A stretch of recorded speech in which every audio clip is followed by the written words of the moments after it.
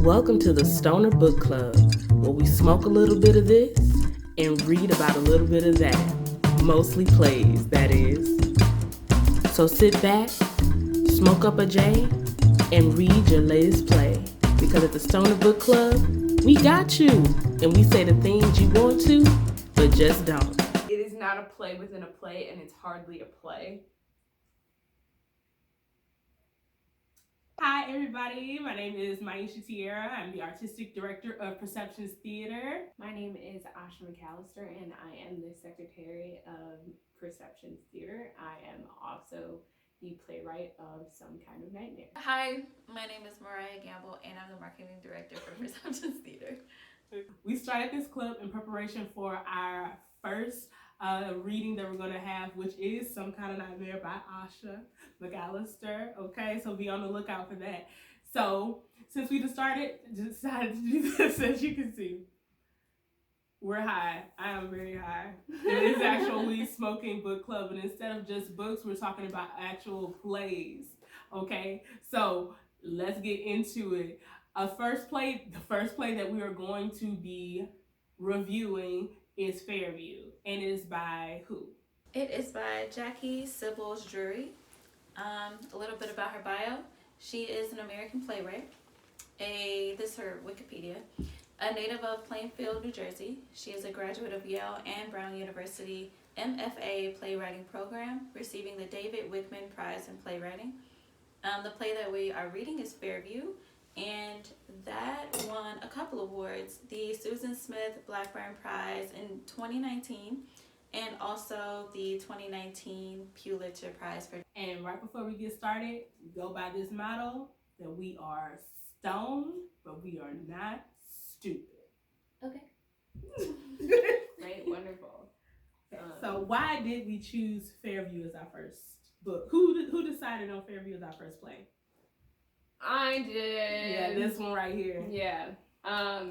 So I chose this play for a couple reasons. One, I feel like as a playwright, the way that you are to stay abreast is to, and I don't do this, but you're supposed to read a play a week or play a day, and see. That is a lot of reading. Yeah, and see. Skip Mercier, everybody. Like, professor of mine, this is how you become a better designer and better writer. Read as many plays as you can possibly consume and see as much theater as possible. I first encountered this play in a New York Times review. Ben Brantley, didn't read it, just read the headline, kept it pushing because, like, You didn't like the headline? What was the headline? no, I don't like Ben Brantley. Oh! I was like, what's wrong? Yeah, I don't like Ben Brantley. And then I'm an avid subscriber to the New Yorker, and it was reviewed in the New Yorker by Hilton Owls. And if you no, no. Oh, no. I love Hilton Owls. Okay, got it. And Hilton gave it a good review. Now, this play won a Pulitzer Prize. To say that you are a Pulitzer Prize winning anything means that you are the cream of the crop. And what shall we be?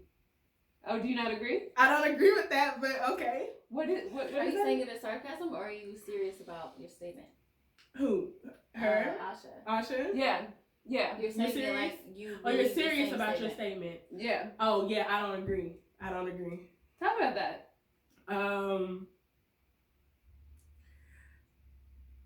I feel that you can get a... What Are is you that? saying it as sarcasm or are you serious about your statement? Who? Her? Asha. Asha? Yeah. You're saying it like you. Oh, you're believe the serious same about statement. your statement. Yeah. Oh, yeah, I don't agree. Talk about that. I feel that you can get awards for just being what someone or a group of people's idea of palatable is. Because some things can be subjective, I feel. And definitely when it comes to our entertainment world, and with plays and playwrights and like, oh, you can win a Pulitzer, but that doesn't mean Pulitzer. But it doesn't mean that your work was really that great. It's just that these 4 people thought your work, and I'm not saying it was 4 people. I have no idea how those committees and all that stuff was put together. But I read. No, be nice. no. I actually I understand what you're on track of saying, and like in that case, what I was saying was in earnest, but I do amend it. Like, you are supposedly the cream of the crop. It's what we're saying, especially because if you have noticed. So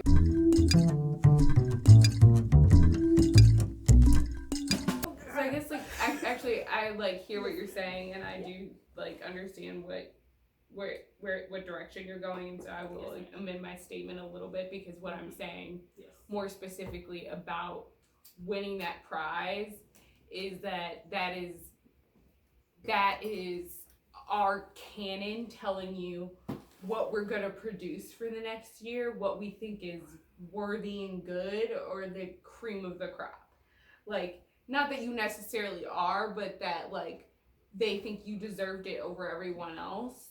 Of all the plays and things that came out, they wanted your play to be recognized, and like there is a direct correlation between TCG's top 10 produced plays in a year and the Pulitzer Prize winning play.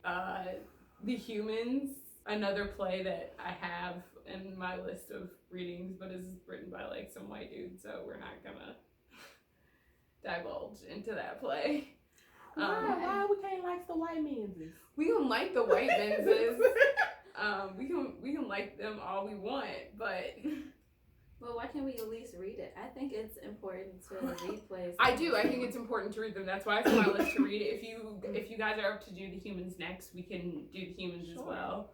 But like the year the Humans won the Pulitzer, it was TCG's top 10 produced plays for 2 years in a row.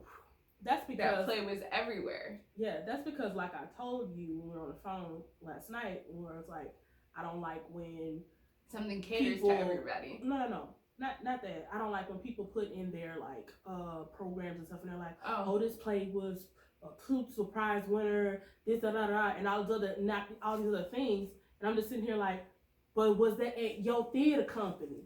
Yeah, so the Humans can be great, but if you produce horrible plays, the Humans might be horrible. Because you didn't do your due diligence. I mean, I have seen a bad production of As You Like It at the Royal George.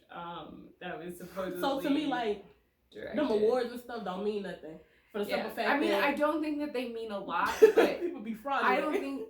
I don't think they mean a lot as in like these people deserve more praise or anything like that. I think it's just a good marker. Did you make to see?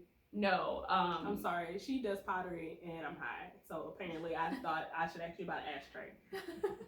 I did not buy that. Okay. I did not buy that. That was gifted to me. Okay. Check out her Etsy page, pottery. I don't have an Etsy page. I have a website. Damn. It's AshaRMcAllister.com. She said get those credentials. Right, plug yourself when you can. Lesson learned. This play will actually be on the website after the reading. But it will be available on the website through New Play Exchange. As you're talking about some kind of nightmare, right? Yeah, some kind of nightmare. Seeing a play win such a major award kind of lets us know what direction, what people are gonna look to produce or try to copy or want to commission or want to like use. So it's a good barometer for the year. But I also enjoy the Kilroy's list and seeing what plays they pick for a year, because that's always a good way to find some theater that you're not going to find anywhere else. So I try my best not to go into anything in the entertainment industry that I have not seen or read in an open-minded way. And since I had not heard of this playwright, I was very open-minded to her. However, I believe I looked up her picture and it made me like grow a unintentional bias real quick, and I was like, oh, no. Why? Because my initial thoughts, I was like, I had no initial thoughts about it, so I went to Google to find out some like information about her before I read it. And I saw there were reviews about it that said that kept coming in that it was like it checks privilege and white privilege, and I was like, okay, cool. I'm like cool for things that are like nuanced that checks privilege. You know, like check out like Spike Lee 90s privilege. He checks out the privilege in his movies, which is like really dope.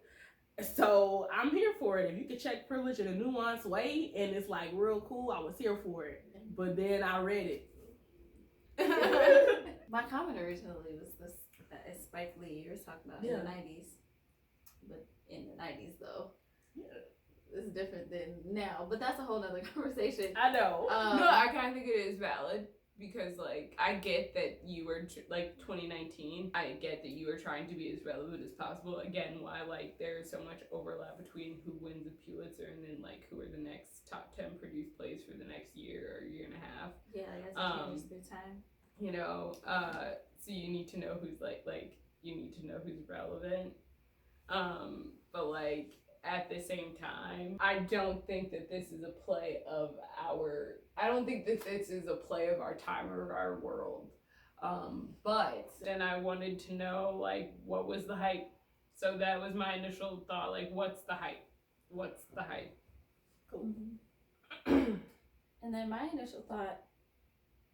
Interestingly enough, I found when I looked back on them after reading the play, my initial thoughts, and when I looked at myself outside of myself, I kind of saw that I assumed this play was, I didn't know anything about it, any awards it's won, who the lady was that wrote it, didn't know anything about the play, where it came from, and so my initial thoughts based on the play were based off of you.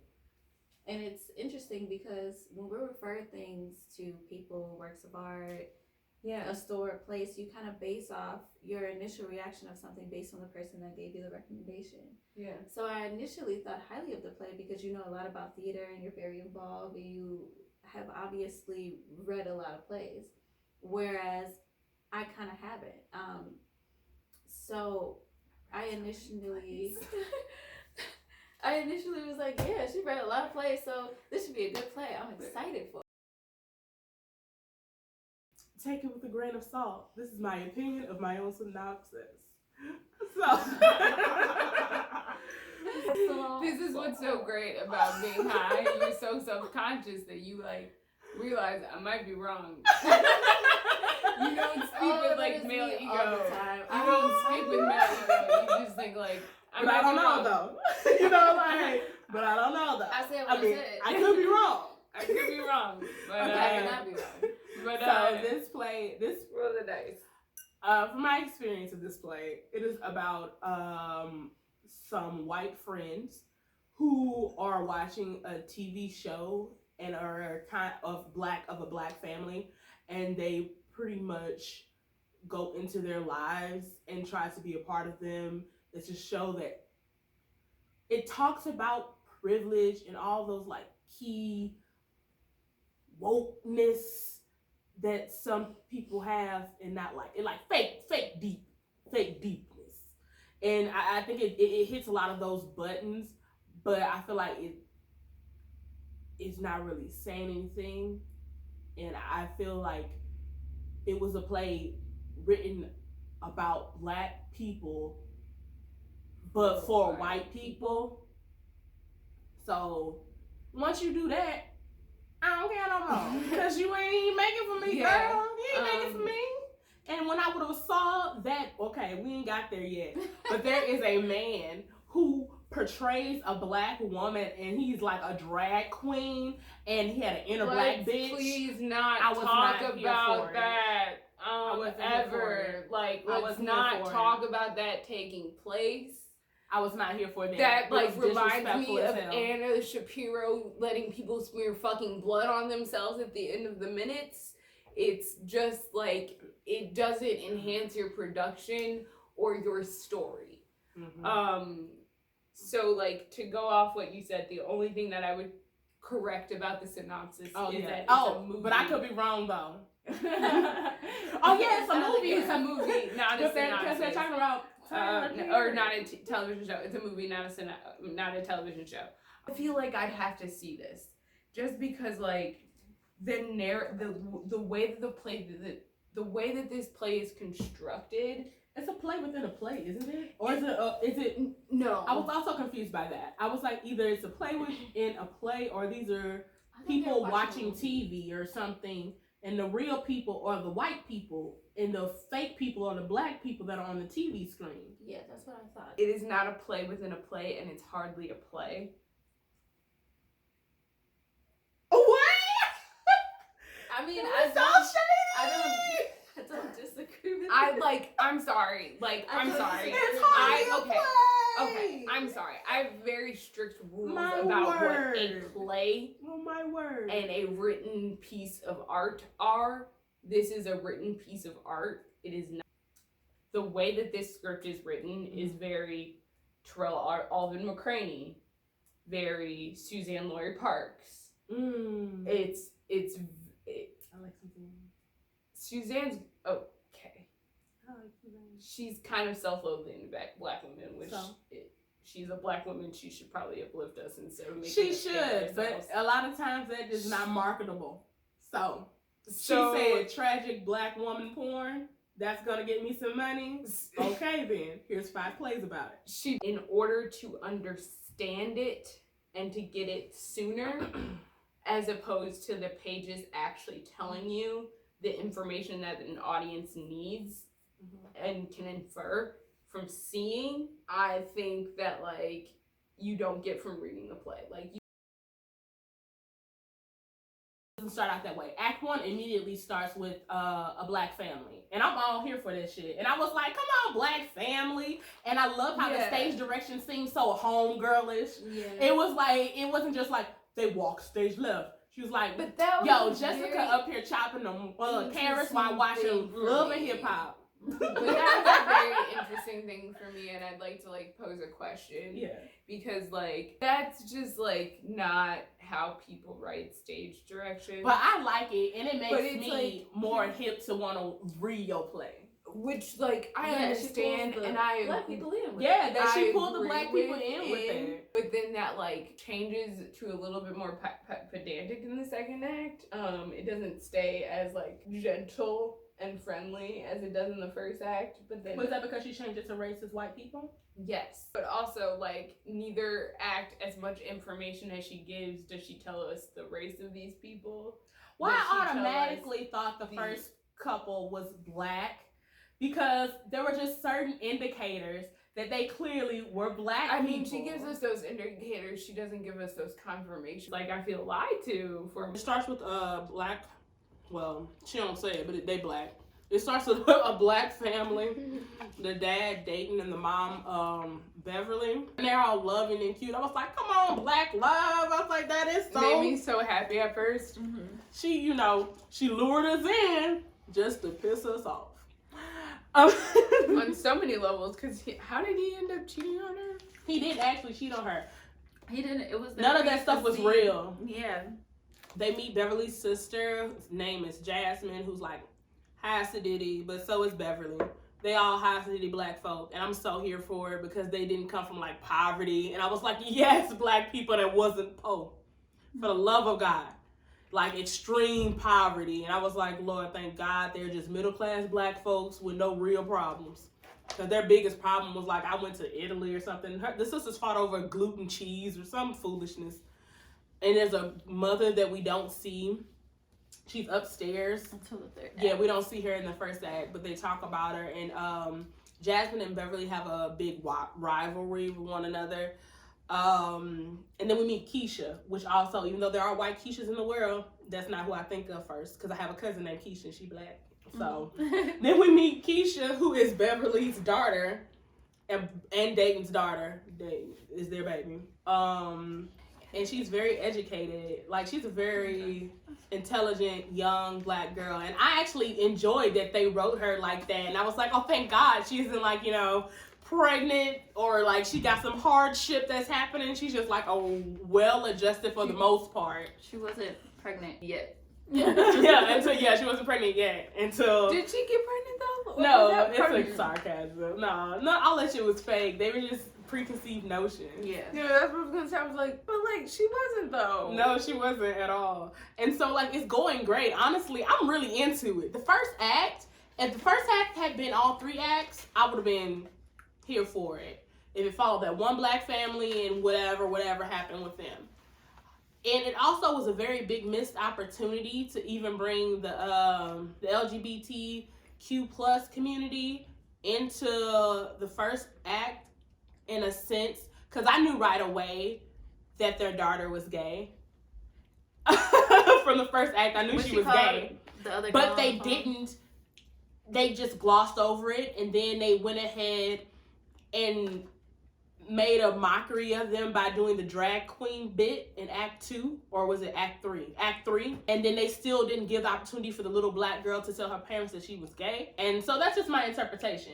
Maybe she wasn't gay. Maybe I made it up, but I felt that she was gay. No, she was gay. They kept trying to say it the whole time. Her Yeah. and her friend were like, but we're, but I'm, and then when she was pregnant, quote unquote, the notion that these white kids put on her as what a black teen should be and should go through, her and her friend kept saying, but you can't be pregnant. She's like, I can't be pregnant.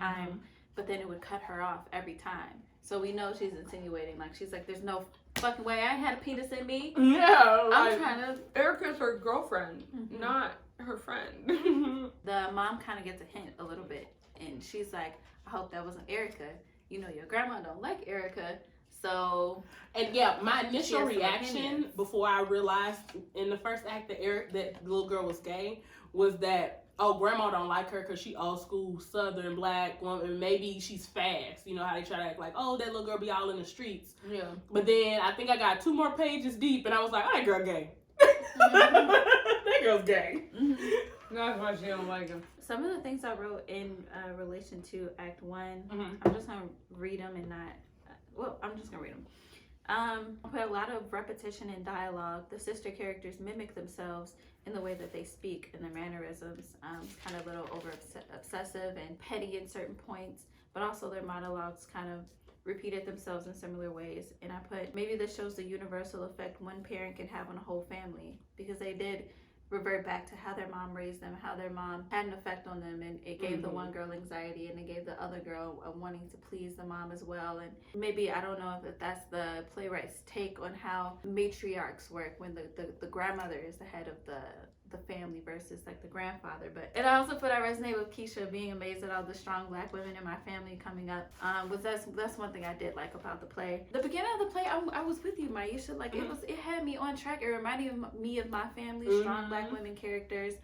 Men are kind of, they're there, but they're not the head of the household. I thought Jasmine was Like, great. That's a trope that a lot of these black authors do.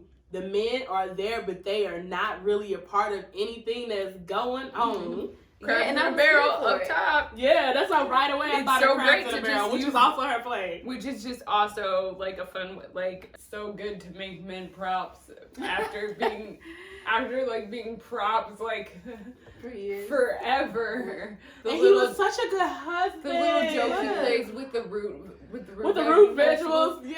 Oh my That God. was me. She was like, I will kill you. Yeah, he kept saying that she kept asking him, did he get the stuff? And he just kept going around about and not answering her questions. And then 2 pages of this chick continually to talk about the Greek fruit, which is he finally had it after like. Because I'm just like, I feel lied to for a moment. And You're 100% lied to. For Act 2, the first thing I wrote was like, immediately lost interest in the white people. And it's unnecessary, and I don't understand why you would make actors replay the entire fucking scene again and have actors play on top of them, and how that works and sounds, and it can be clear. The thing I don't fully like about this play is that like people go off in monologues, but they aren't good monologues. Well, the only because good monologue, they're that's objective, but they're these weird copies of Suzanne. Like one of those like indie art films that are like Yeah. purposefully obtuse. Yeah, Purposely yeah. vague and purposely weird, and like it was just like, okay, we get it, it's art for art's sake. But at a certain point, you're writing a play. It's a story. Move the fuck on, please. When they have the white friends that are all hanging out together watching this movie of the black family that we just saw in Act 1. But that's actually not clear that that's what they're doing. That is where I was going next. Okay, what it Very did is confusing. it reminded me of the play Barbecue. I can't think of the author right now, but I had a friend who's an amazing actress. Oh. She was in Barbecue here in Chicago. Freaking phenomenal. Robert O'Hare. That's who wrote it, not the friend. But I asked, I'm like, she gonna tell me in a second. But I came to see it, and I saw her, and I was like, okay, cool. But now I saw in the playbill, I was like, okay, someone else is also named that character. I was like, oh, clearly these must be understudies. So, because I was just confused because they didn't explain that and like nothing.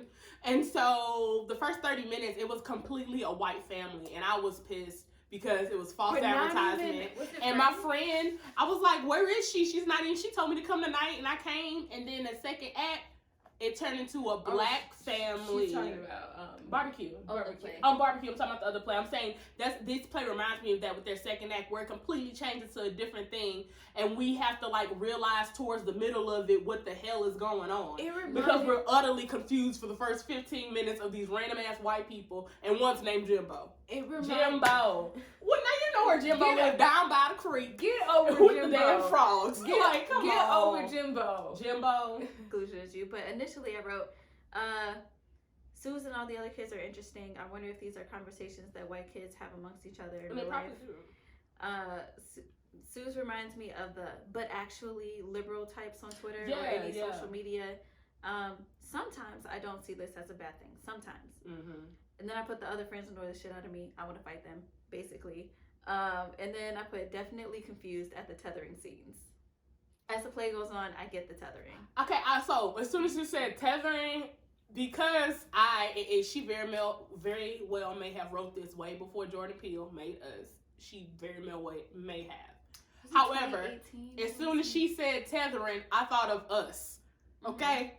And I was like, wait a second, it's some horror movie shit. I'm like, so they're tethered to these people? Like they're I was confused by who they were tethered by, so I thought they were like tethered with dating right away, and the main characters that they're not tethered with at all is the people that we have not seen yet. Yeah. So it was very confusing for me at first, and I was like, oh my god, this is some creepy weird shit I'm about to get into. They're tethered.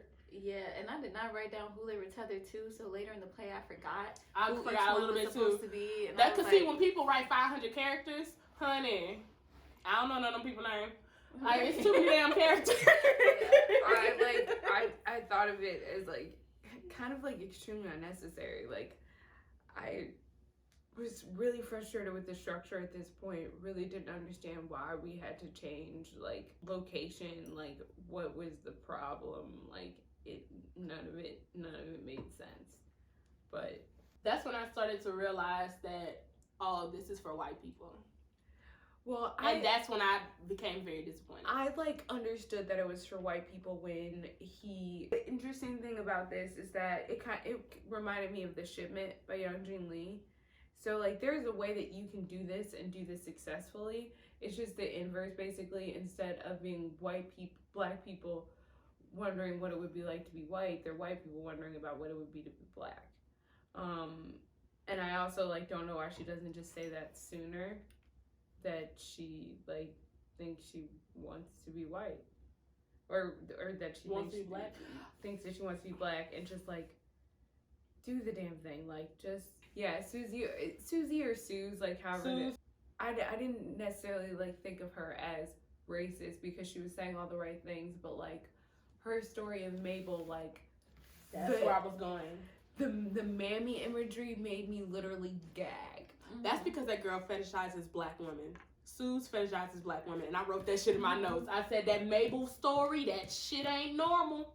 Exactly, which also I want to follow up with like later, like page 64, when he says that like she can't be a black woman because she has to be a fucking man first. And I'm just like, so you're just gonna like refer to Sojourner Truth and like play on these things, play on these tropes, play on this stuff that we know, and then like really just like question that up against a white man. Like a black woman has to be compared to a white man to like find any semblance of equality. Like, but that's why I put like, well, as far as Suze, like that's why only sometimes this but actually thing is a good thing. Yeah. If you sometimes like I consider myself to be a liberal politically, and I consider myself to be pretty left, pretty like open and to all people and cultures, and you want to be understanding of other people and not only think about yourself. But Suze is the kind of like liberal where it's like, I care about you. I care about people of color so much. I love you guys so much. But what are you doing about equal, it? yeah, but when they get equal to you, then it's A problem. nah, that's too close. I care about you, but stay in your neighborhood. You know. Yeah. So that's what Suze ended up seeming like to me at first. At first, I was like, "Yes, girl, you correct them. That's not the politically correct term." Or yes, girl, I knew she was fake this deep is because da, da, da. she got on my nerves. She corrected them too much. I hate people like that for the simple fact, like not hate and hate. I'm just like they frustrate me because like they're fake woke at that point. Mhm. If you can't even get your sentence out without every freaking thing is offensive, for the love of God. Yeah, it's like, but actually, that's why I was calling it. But Jesus. actually, because she just Yeah, just shut up. Yeah, like Sue's like to kind of be forced to look at it through Sue's eyes. You think that like you're doing something good here, but it's just like either way, it's not really like good. Like Suze, I don't think you know what I mean. Do you know what I mean? Jimbo, what? Suze, like, do you see what you're asking? Jimbo, what do you mean? This is the second time they said, what do you mean?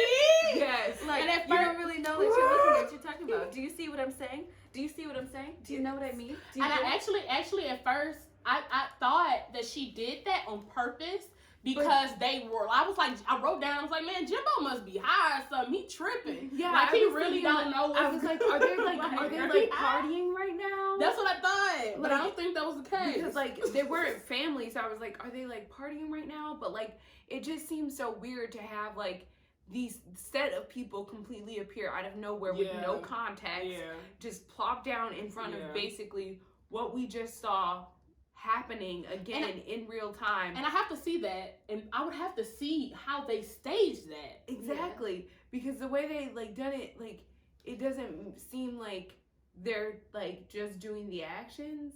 Seems like they're talking too. Yeah, So like I would have to see how they do that. I think that you can play with your own form. August Wilson did it, and he created a new form altogether. But like, I just don't think that like that narrative of a stage direction is helpful.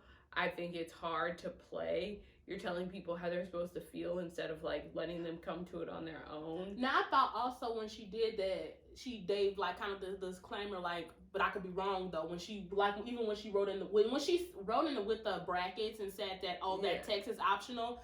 As a performer, I took that as the text is optional. So shit. So is these stage directions. That's exactly how I took it right away. I was like, fuck them stage directions. I guess it's fair that other people like see it like that, but at the same time, it's just like honestly too, like if you're building a script here, like none of it should be optional. True. Like, I get what you're saying as a playwright. I get what you're saying. and like honestly, that's more frustrating, I think, to do to actors. Like, give them a script or don't give them a script. Like, why are they choosing what they're gonna say or what they're not gonna say? And it's like what they say can form this story in a better way or not. Yeah. And it's just like, why should they, like, they didn't ask for a choose your own adventure, they asked for a story. They were saying, they want to be a regular black person, they want to be a rich black person, and then and Susie mentions that inherited poverty is not something that like who would want to be that. Like, if you were to be black person for a day, like, would y'all change your race? No. For a day? Well, it was kind of frustrating me for me personally because when Bissett, was that the name? Betts Bissett, like I like didn't even pay attention to it because it was a weird fucking. Yeah, I was like, I'm just like name, BTs, and I couldn't tell if it was a man or a woman, and then later you find out it's a woman. But like Betts or whatever comes in and says like makes it seem like someone is gonna talk some sense into them. Like, it's a stupid fucking question. It's a stupid fucking question because like. Why? Don't ask me to change races because I already know that I'm golden and I'm prized and I don't, like, I'm royalty. Like, I don't need to change races. But then, like, to have white people who benefit from every single fucking system there is to even ask around and play the question of, like, what other race would you be? Like, she was trying to be like, aha, do you see yourself, all white people who came to see this play? Do you see this? We're showing you, but we're doing it in a comfortable way because we named one of the characters Jimbo, and none of you want to think you're white trash, so you won't see yourself. Yeah, and I definitely think that like the trope to have the play inside of the television show and the play inside the television show even further, like, are just ways and gimmicks to make things like cooler, but you're splitting focus, you're being distracting. Like, if there's a story happening, I want to see the story unfold. Like, why can't I get your reactions to the fall after the fall? By not committing to what some of that stuff means, you're not committing to what this story is about. And then they come in Act 3 and like fuck up the black people's lives for absolutely no reason. Because Susie becomes the grandmother that we finally get to see. Jimbo doesn't. Who does Jimbo become? I think Jimbo becomes. Because Mac becomes the brother. Becomes the grandmother. She also becomes the grandmother. And then there's somebody who becomes a man, becomes the black girl friend, Erica.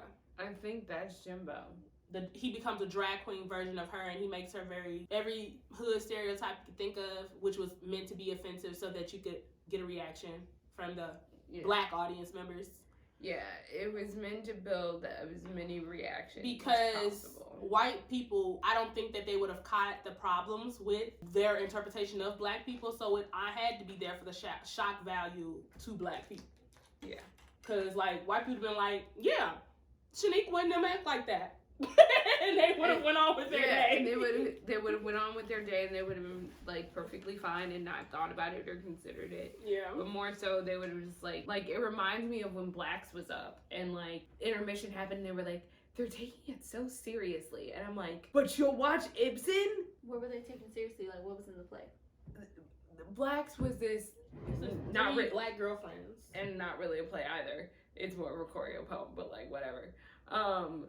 But it's about these three different women and like the night that they experience after one breaks up with a boyfriend, one gets is like on a break with her girlfriend, and then the other you're gonna have to show like somewhat that you are upset or bothered by it, and that like you're connecting to it on some level. Like, you have to like show that and express that, but at the same time, like, it doesn't have to become overwhelming. Hell happening in this play and not enough show. Like, but I think that we happening. feel that way because we are black. I think Maybe. there's a possibility that if we did have a white person who saw it, maybe then they would look back on it and they would be like, oh my gosh, I never thought about it that way. I didn't realize, even though we think it's obvious. We think all these things are obvious. And, like, it should be very clear just not to be the way you are. Like, would not be racist and not be so ignorant about everything. But that's just not the case. People live in bubbles. Yeah. And I've watched kids. Like, I've nannied. And a lot of these little kids have asked me very offensive questions about why I look the way I look, because their parents have them in bubbles. So these people that are in bubbles, that are confused by why I'm black, grow up to be adults who live in bubbles. And never come out that bubble. And they never come out that bubble. So when they look at this, they're like, oh, wow. Do we do that? Do we feel that way? Do we do the Shaniqua? Do we, the little girl, she's pregnant, the grandmother's either a mammy, which is what Susie makes her out to be, or she's a grandiose, just fabulous, and I don't need nobody. I don't need a man, I'm a strong black woman. Yeah. Like, the fuck? They didn't even have a daddy. Like, the movie, like, the black people who were in the movie didn't have a father because the father was dead. But the mother and the father were married, from my understanding, right? Mm-hmm. They were married, so I was like, thank God that they wouldn't. But then he was supposedly cheating at the end. Yeah. And she was on drugs at the end. It's crazy. They added a crackhead because what is a good play without a Tyler Perry crackhead? Okay? Yeah, like, the crackhead came out of nowhere. Like, everything came out of nowhere. Some of this stuff, like, they started to change the way the black people and the were. way that the overlapping was happening, like, stopped becoming consistent, like, between Act 2 and Act 3. It was like, there was just, like, none of it made sense, and I don't think that it's fair to the black actors to, like, keep repeating the same scene over and over while these people get to progress and have this conversation, which is absolutely fucking asinine. Like, it is, But those black actors who do it, fucking amen. Like, that shit has to be like, you are some talented motherfuckers. Because when you have to, that is something hard to do the exact same scene 3 times. One fully acting it, the second time completely miming it, except for like the moments, I think when they're brief moments, they make noises. And then the third time, as if you don't realize these white people are over talking you while you're doing your scene, then they jump in your scene. Yeah. They take up so much space. And I think like, that's mentioned in the play. Yeah. And I'm like, yeah, these white people took up the second and the third act. And like, she, like, Keisha, Keisha says it too, where she's like talking about the space. But it also made me think of Passover and like that scream of like, everything is mine. Like, basically, like, Mac has that same fucking screaming match with himself. Like, yeah, I'm the greatest, basically. And I'm like, why is this necessary? Who does it serve other than like cis white men? Other than cis white men about themselves and yell and about then it's like, themselves. but you confuse them in it, but it's that not, like they get to check out and say like, yeah, I'm that's cool what they do. and I did all right, and it's like, but that's not what she said. You didn't do all right. You fucked up majorly. But the play's not telling you that, so you don't get to. That's why it's supposed to rise to winner, because it doesn't tell you anything. Which like, but it makes it seem as if they taught white people a lesson. Is what I get from it. Exactly. Because at the very end, like, they break the fourth wall a few times in this play, and I'm here for plays that can break the fourth wall and it makes sense. However, what hurt my feelings, and I did tear up a little bit, hurt my feelings at the end where they had the little black girl, was it Keisha, who told the white people to come up there? Yeah, the little black girl Keisha, who's the daughter, who they've now made her, the white people have joined the cast and morphed into these black people's family members. And she tells, that we have Keisha telling the audience, where are all the white people? Yes, white people, you stand up. The second and the third act are completely about white people. This play has nothing to do with black people, because the people that you recognize in the play and in the audience are all white. And she tells the white people to come up there. She literally tells them to stand up out of their seats in the audience. She's literally talking to them and saying, come up there and sit up here and let me talk to you. Look at this stage. Look at us. Pick at us. Touch us. And it made me feel like the petting zoos when they had black people in petting zoos. And I was just like... Yes, and it's softening the blow for people. It is. And it makes them feel better about themselves. But also, like, yes. It was so unclear and so annoying, because it's like, we're on the last few pages here and this monologue is going on forever. But like, why are you asking them to come here anyway? Like, what is it supposed to solve? Like, what is that change or help? Like, if they come here now, like, why do they have to? Like, I'm confused. I didn't understand. I feel like also with her, she had some elements of the Black Museum. In it, the mama on the couch play section in that bigger play, when they like are just doing outrageous stereotypical black things, and that's what they pretty much had what she had the white people making the black people do by doing he's on crack and people are pregnant and all these other things. Like, I think she took a lot of elements from a lot of great writers, but she hasn't, and I haven't read her other plays, so I don't know, but from this play, it feels like she took a lot of great elements from a lot of different writers, but she didn't find her own niche. She hasn't fully developed, in this play at least, into who she is supposed to be as a playwright. And right now she's just mismatching other people's elements. And because those people are separately good on their own, she thinks that, well, if I put them all together, be like the motherfucking Transformers, and this shit is fire. But to black audiences, and there might be black people who might think this was beautiful work of art. But for me, I was just like, I was over it. I was like, did you not? I'm like, it hurt my feelings. I'm reading the play and I'm crying. I ain't even watching it. I'm crying at the end. Like, I teared up because I felt it was so disrespectful to that little black girl, because little black girls already don't get enough say in this world, and now she has to make white people feel better about themselves. How dare you? How dare you? And like for it to be called, like, I get really caught up in names. and like for it to be called Fairview. Oh, girl. It wasn't a Let me read. Fairview. Can I read this? Yes, read, Mariah. So you're talking about Fairview, and I was thinking the same thing. And I wrote this down. I was talking about the last line where she's like talking about something being fair. And in the last line, Keisha goes on this whole two-page long soliloquy on how Black people don't need to be extraordinary to be valuable, and they can just be regular, good Black people. And the last stanza of this little poem monologue she has says, they took it all in, meaning like average Black people or Black people, period. They took it all in, and in their estimation, they found all of it, their view over all of it, the sum of all of it to be fair. And then this says end of play. I was like, I'm so confused a little bit at to the be end. fair? That we need You to think be this fair. shit is fair?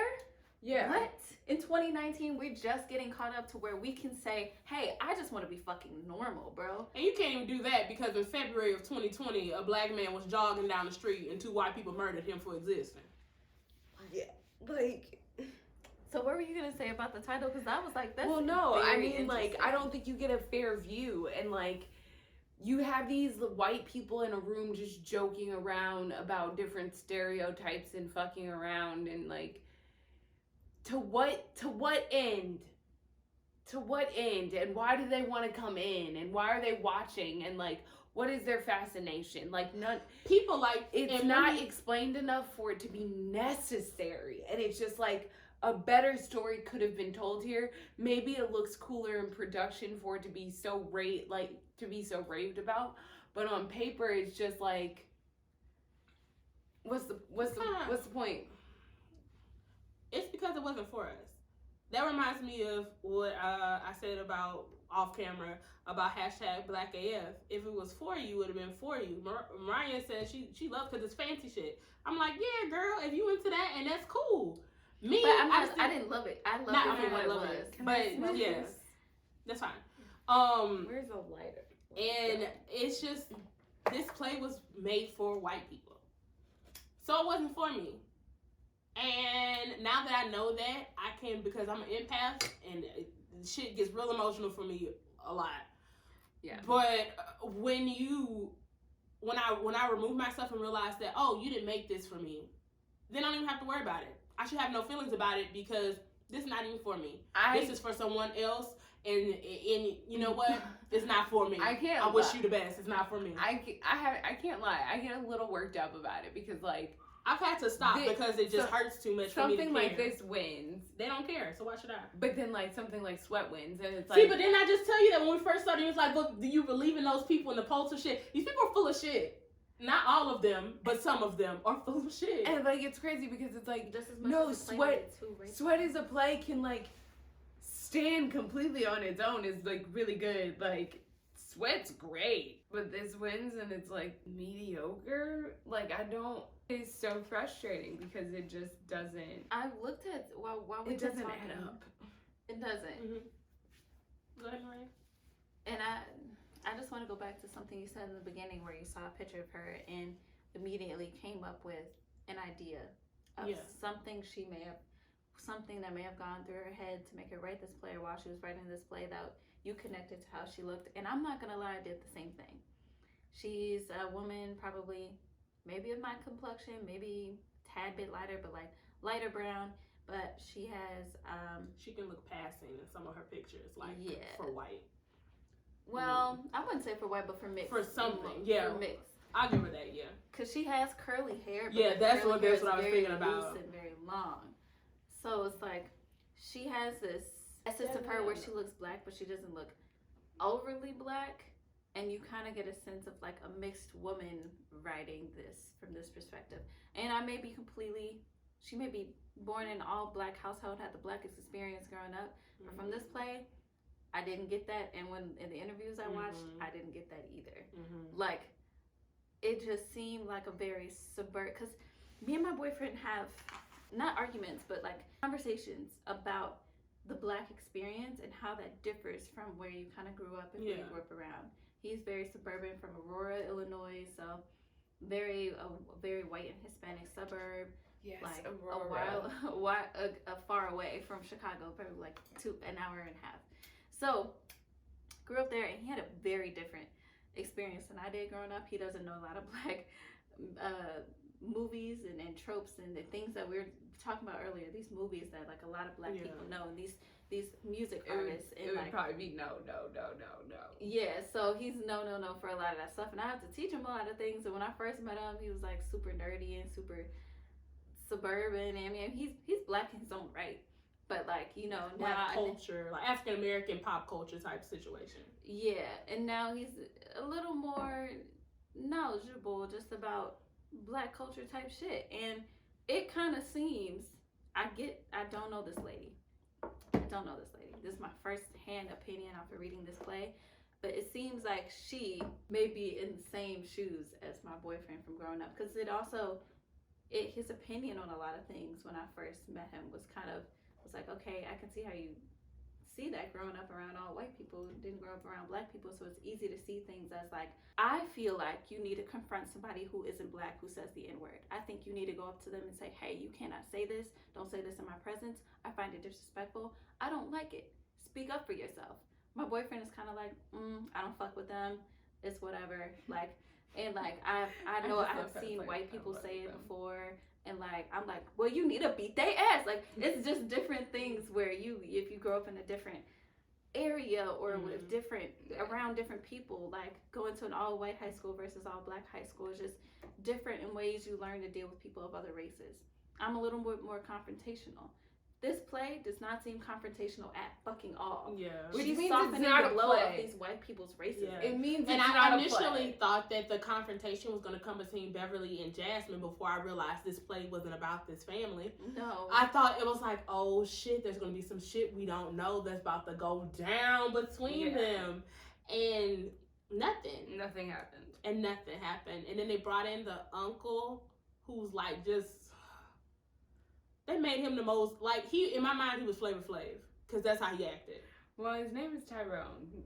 But even though he's a lawyer, I didn't expect much. And that didn't seem like And that a lawyer. confused me. That did not That realistically seem confused like me a lawyer. because I know black lawyers and none of them are like, yeah, boy, and dabbing and all this stuff, like just doing an over exaggeration of what a black man would do if he just did all the pop culture relevant things in one moment. As soon as he walked through the door, he was like a coon. He was shucking and jiving and yelling about this and that and dabbing on the hoes. And I'm just like, can he calm the fuck down? Like, it seems like this author gets a lot from like maybe black media, but it seemed like in the beginning, I thought the mother and daughter, the mother and sister, the two sisters, and then the mother and the dad. Jasmine, Yeah, I thought those relationships were genuine. They reminded me of my family, but as the playwright began to write more and more throughout the play, I realized that her relationships with black families and the way that things go, to me, seem distorted. In the way that when I listen to my boyfriend talk sometimes about black culture, like sometimes it seems distorted. Like where you grew up kind of gave you a distorted image of what black culture even really is if you're not really immersed in it all the time. Like, when you go to school and you see your other black classmate, that's not being totally immersed in black culture. Yeah. You know, when you are at your grandma's house and you walk around the corner to go to the candy lady and get some candy, or when you are, like, somebody doing braids. Yeah, somebody doing braids on the front step, like, immersed in black culture all the time. You see it when you're waking up, you're going outside. You don't have to go through a TV screen to see it. And that's what it feels like this black family is given to us through, which is her purpose. But I think that's all she could get to, realistically, as an author. I don't know her. I could be pretty much wrong about everything. That black experience. Yeah. So I guess my final thoughts on the play are just like it's not terrible. No, it's not. But it's not an efficient play. It's not a good play. It's not something that I would have given one of the highest prizes to, especially considering what else has achieved that kind of height.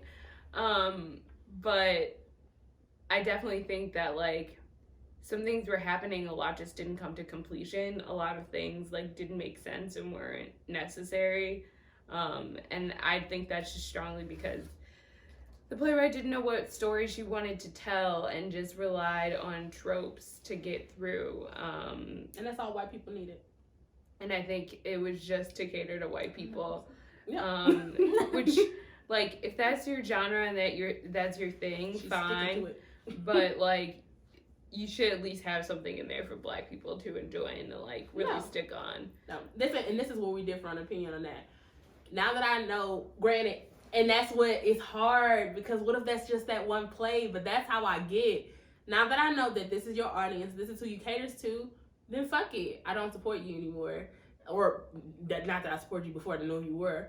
But but it's like, okay, so it's just not for me, is my point.